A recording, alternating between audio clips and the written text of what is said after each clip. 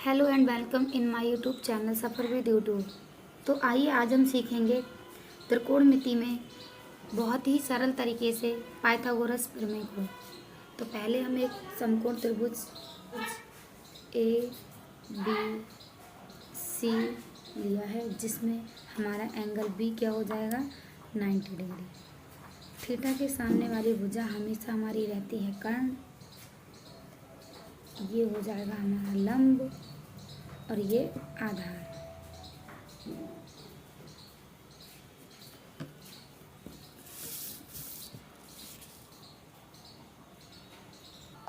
तो आइए हम पाइथागोरस प्रमेय का फॉर्मूला लिखते हैं। होता है हमारा कर्ण का स्क्वायर बराबर लंब का स्क्वायर प्लस आधार का स्क्वायर।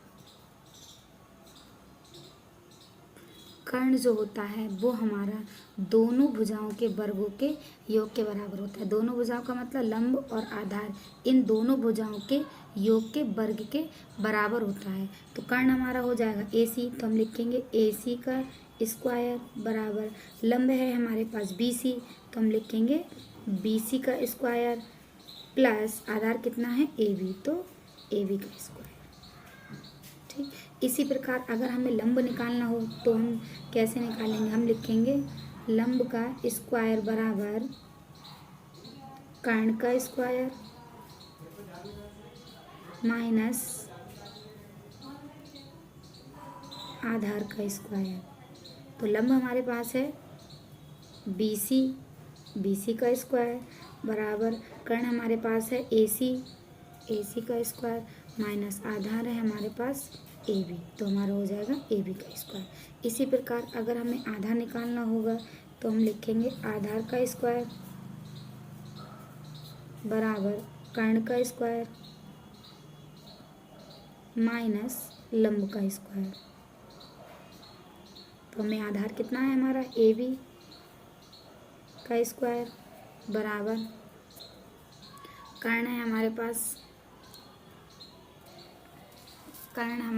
AC, AC का स्क्वायर, AC का स्क्वायर माइनस लंब हमारे पास कितना है BC, तो BC का स्क्वायर। देखो अगर हमें कर्ण निकालना होगा तो हम करेंगे लंब का स्क्वायर प्लस आधार का स्क्वायर।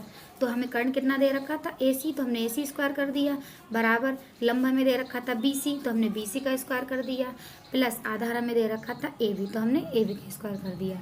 अब हमें लंब निकालना होगा तो हम क्या करेंगे? लंब का स्क्वायर बराबर कर्ण का स्क्वायर माइनस आधार का स्क्वायर। तो हमारा लंब कितना था BC था, हमने BC का स्क्वायर कर दिया बराबर कर्ण हमारा था AC, तो हमने AC का स्क्वायर कर दिया माइनस आधार हमारे पास था AB, तो हमने AB का स्क्वायर कर दिया।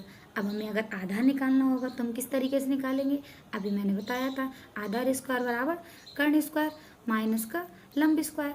तो आधार हमारे पास है AB, तो हमने AB का स्क्वायर कर दिया था। अब कर्ण हमारे पास है AC, तो हमने AC का स्क्वायर कर दिया माइनस लंब हमारे पास कितना है BC, तो हमने BC का स्क्वायर कर दिया।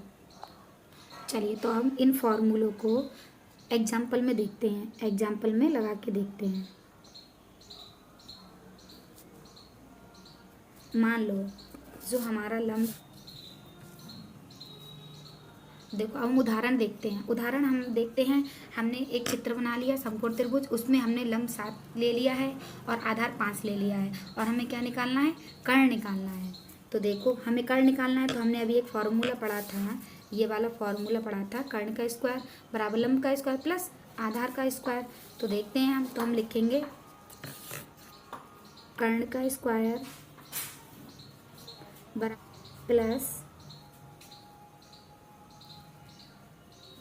आधार का स्क्वायर। तो कर्ण हमें पता नहीं है, कर्ण हम क्या ले लेंगे? भुजा AC, तो AC का स्क्वायर बराबर लंब हमें दे रखा है कितना 7, तो हम कर देंगे 7 का स्क्वायर प्लस आधार हमें दे रखा है 5, तो 5 का स्क्वायर। तो हम AC स्क्वायर बराबर हो जाएगा 7 का स्क्वायर होता है, स्क्वायर का मतलब होता है, तो हमें कर्ण कितना था हमारा AC का स्क्वायर। अब ये है 7, 7 का स्क्वायर का मतलब होता है 7 गुणा 7, तो कितना हो जाएगा हमारा? हो जाएगा 7 सत्ते 49, तो हमने लिख लिया 49 प्लस इसी प्रकार हमारा 5 का हो जाएगा 5 गुणा 5, तो 5 25, तो हमने यहाँ लिख लिया 25।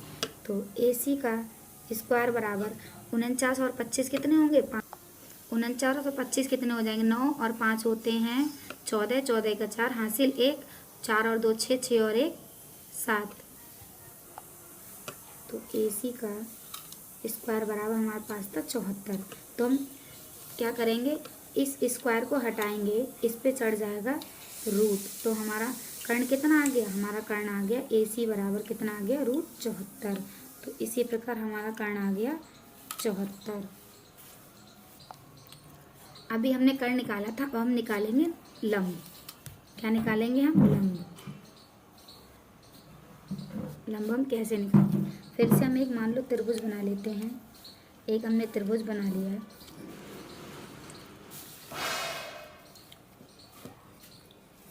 ये तो हमारा 90 डिग्री का होता है, हमने 90 डिग्री का रख लिया।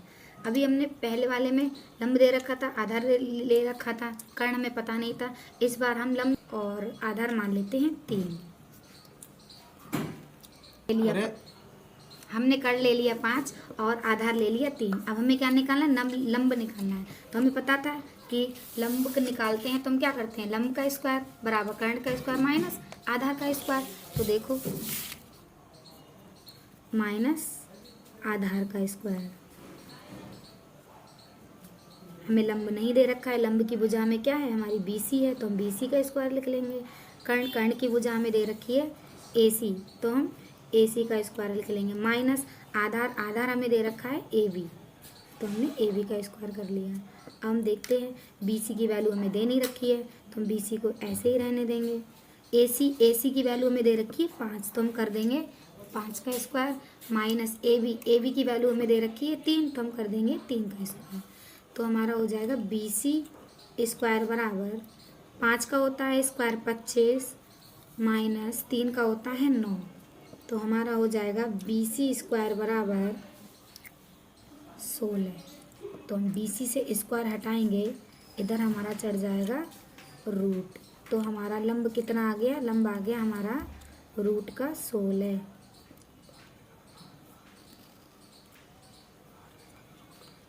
अब देखो इस तरह से भी आ सकता है और हम इस तरह से निकाल सकते हैं इसे। 2 8 16, 2 दूनी 4, 2 दूनी 4 और 2 एकम 2। तो देखो एक जोड़ा और 2 जोड़ा बन गया। तो हम क्या कर देंगे? हम लिख देंगे BC बराबर रूट में लिखेंगे 2 गुणा 2 गुणा 2 गुणा 2। अब हमारे क्या हो गए? 2 जोड़े बन गए, तो हम लिख देंगे BC बराबर 2 गुणा 2। तो हमारा आ जाएगा 4। BC हमारा कितना आ गया? 4। ये भी इस तरह लिख सकते थे, और हमें खोलना है, रूट से बाहर निकालना है, तो हम इस तरह लिख सकते थे। तो हमारा इसकी जगह हम क्या लिख देंगे? 4 लिख देंगे। तो हमने इस वीडियो में कर्ण निकालना भी सीख लिया, लंब निकालना भी सीख लिया। अब हमें आधार निकालना होगा, तो मैंने एक फॉर्मूला लिखवाया था। क्या लिखवाया था? कि आधार हमें जब निकालना होता है तो हमारा हो जाएगा आधार का स्क्वायर बराबर कर्ण का स्क्वायर माइनस का लंब का स्क्वायर। तो आप लोग इसी तरह आधार का स्क्वायर बराबर कर्ण का स्क्वायर माइनस लंब का स्क्वायर, आधार की जो भुजा होगी उसको लिख देना, कर्ण का जो भुजा होगी उसको लिख देना, माइनस लंब की जो भुजा होगी उसको लिख देना। Thank you.